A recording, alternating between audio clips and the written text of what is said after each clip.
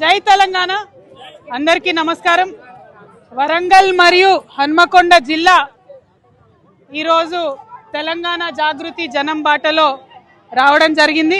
అపురూపమైనటువంటి ముందుకు రాని చిన్నగునోదా మాధ వెనకెళ్ళి ఒక్కడు రాని వెనకాల నిలబడు మాటుండం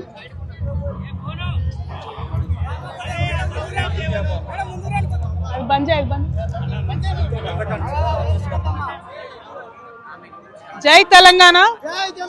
ఇవాళ తెలంగాణ జాగృతి జనం బాటలో భాగంగా హన్మకొండ మరియు వరంగల్ రెండు జిల్లాలకు కలిపి ఉమ్మడిగా ఏర్పాటు చేసుకోవడం జరిగింది।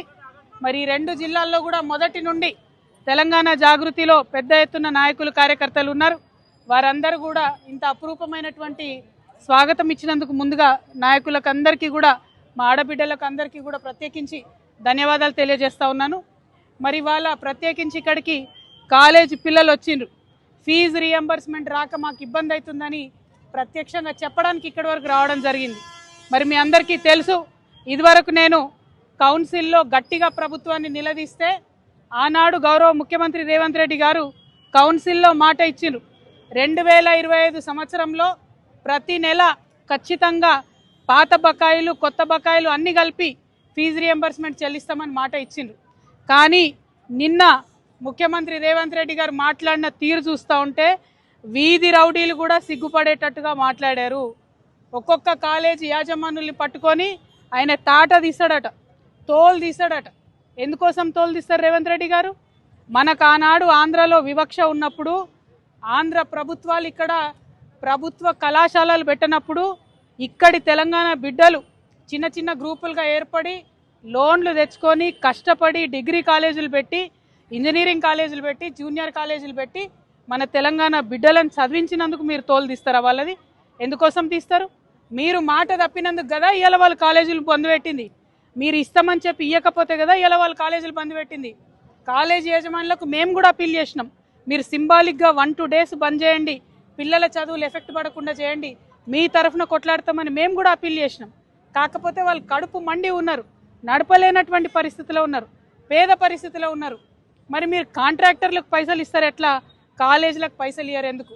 అవి పక్కన పెట్టుకొని మీ తప్పులు పక్కన పెట్టి మీ తప్పులు దాచిపెట్టి కాలేజ్ వాళ్ళ మీద మీరు నిన్న చేసినటువంటి వీరంగం అన్నది తప్పు, దీన్ని మేము తీవ్రంగా ఖండిస్తూ ఉన్నాం। మీరు క్షమాపణ చెప్పాలి। మిమ్మల్ని 1800 నుంచి 2000 కాలేజీలు బంద్ పెట్టిరండి, మీరు నిన్న 2-3 పేర్లు చెప్పారు, ఏమన్నారు? 2-3 పేర్లు చెప్పి వీళ్ళు మమ్మల్ని ఈ పర్మిషన్ అడిగినారు ఆ పర్మిషన్ ఇయ్యను నేను ఇయ్యను అంటున్నారు। ఇయ్యకండి, 10 మంది మిమ్మల్ని పర్మిషన్ అడిగిన వాళ్ళని పక్కన పెట్టండి। మిగతా వందలాది కాలేజీలు ఏం చేసినాయి మిమ్మల్ని?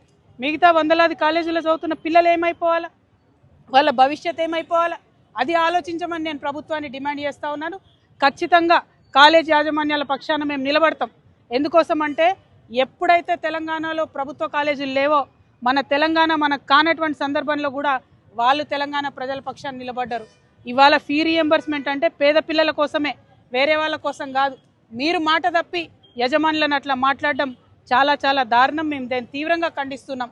ఎట్ ద సేమ్ టైం నిన్న మీరు డబ్బులు ఇచ్చిన వెంటనే వాళ్ళు మళ్ళీ కాలేజీలు మొదలుపెట్టారు।